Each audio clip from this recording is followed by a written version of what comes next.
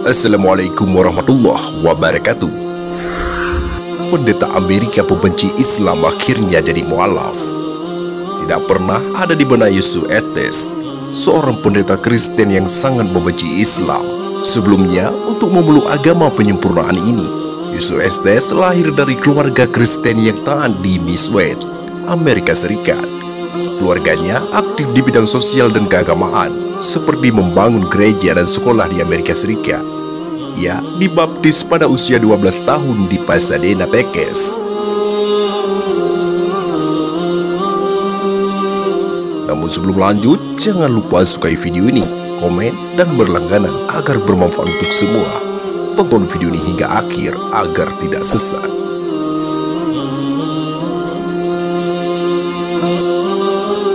Keingintahuan yang besar terkait ajaran Kristen membuatnya sering mengunjungi gereja-gereja lain seperti Metodis, Episkopal, Nazaret, Agape, Presbyterian, dan lainnya.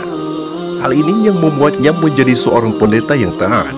Tapi selain itu, Estes juga mempelajari agama lain seperti Hindu, Yahudi, dan Buddha. Awalnya ia bekerja sebagai musisi di gereja sekaligus penginjil. Namun kini ia berkeliling dunia dan telah banyak mengislamkan orang.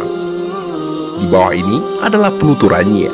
Yusuf Estes lahir tahun 1944 di Ohio, Amerika Serikat. Tahun 1962 hingga 1990 ia bekerja sebagai musisi di gereja, penginjil sekaligus pengelola bisnis alat musik piano dan organ.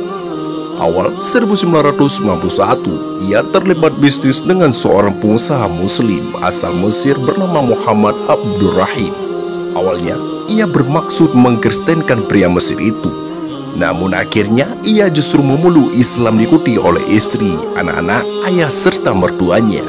Ia menguasai bahasa Arab secara aktif. Demikian juga ilmu Al-Quran selepas belajar di Mesir, Maroko, dan Turki. Sejak tahun 2006, Yusuf Estes secara mengular tampil di Vice TV, Huda TV, demikian pula Islam Channel yang bermarkas di Inggris. Ia juga muncul dalam serial televisi Islam untuk anak bertajuk Qasasul Anbiya yang bercerita tentang kisah-kisah para nabi. Yusuf terlihat aktif di berbagai aktivitas dakwah. Misalnya, ia mencari imam tetap di markas militer Amerika Texas. Dai dipenjara sejak tahun 1994 dan pernah menjadi delegasi PBB untuk perdamaian dunia. Syekh Yusuf telah mengislamkan banyak kalangan, dari bingkrongkar guru hingga pembelajar.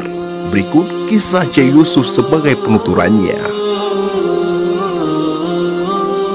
Nama saya Yusuf Estes. Saat ini dipercaya pemimpin sebuah organisasi bagi Muslim asli Amerika. Kini sepanjang hidup saya memberikan untuk Islam. Saya berkeliling dunia untuk memberikan ceramah dan berbagai pengalaman bagaimana Islam hadir dalam diri saya. Organisasi kami terbuka untuk berdialog dengan berbagai kalangan. Misalnya para pemuka agama seperti pendeta, rabi, ulama kaum Yahudi, dan lainnya dimanapun mereka berada.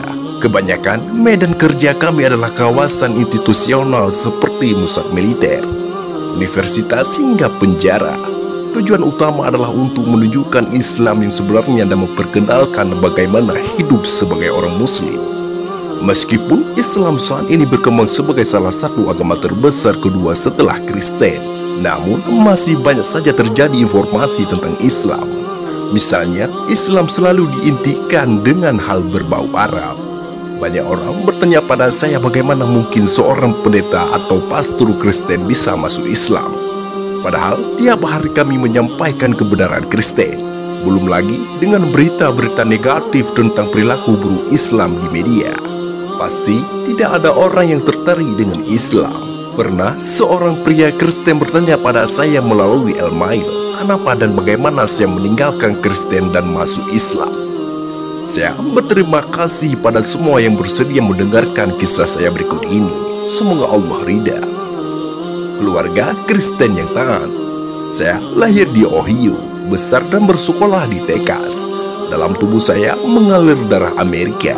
Keluarga kami adalah penganut Kristen yang sangat taat. Tahun 1959, ketika masih di bangku SD kami pindah ke Houston. TK saya dan keluarga sering hadir secara rutin ke gereja. Malah saya dibaptis pada usia 12 tahun di Pasadena, masih tekes. Sebagai seorang remaja yang punya keinginan untuk bisa berkunjung ke banyak gereja di berbagai tempat guna menambah pengalaman dan pengetahuan Kristen. Kala itu, saya benar-benar haus untuk mempelajari ajaran Kristen. Tidak hanya ajaran Kristen, bahkan ajaran Hindu, Buddha, Yahudi, hingga metafisika juga saya pelajari.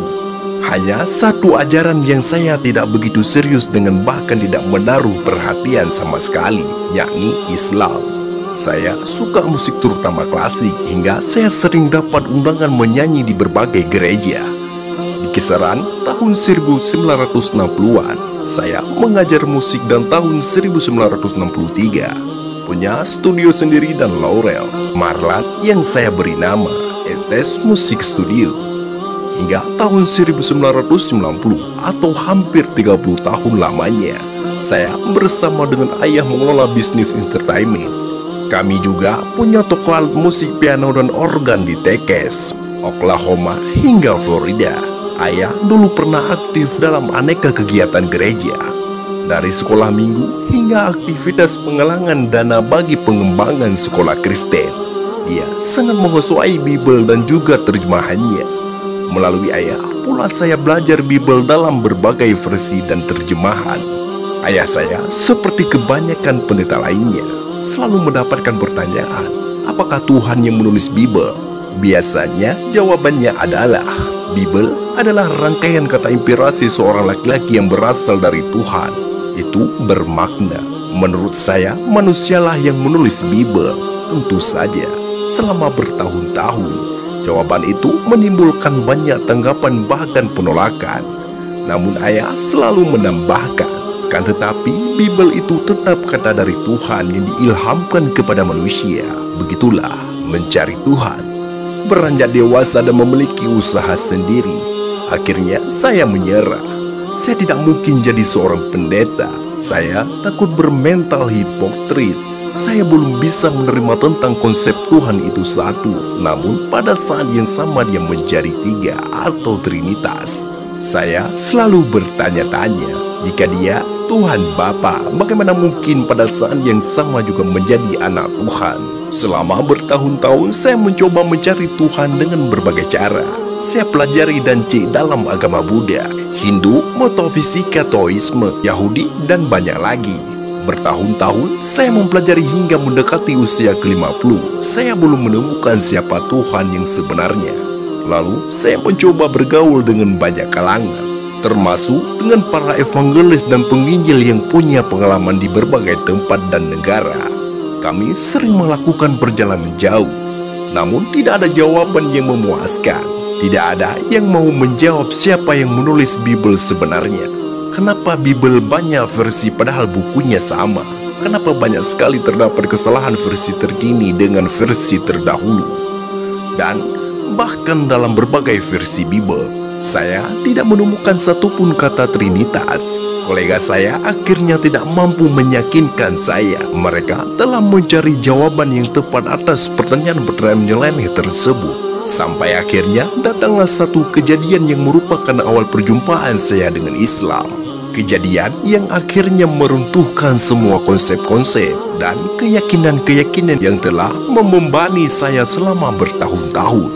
Solusi dan jawaban atas pertanyaan-pertanyaan saya datang justru dengan cara yang menurut saya aneh dan ganjil. Oke sahabat, mungkin cukup sampai di sini saja. Sekian dan terima kasih.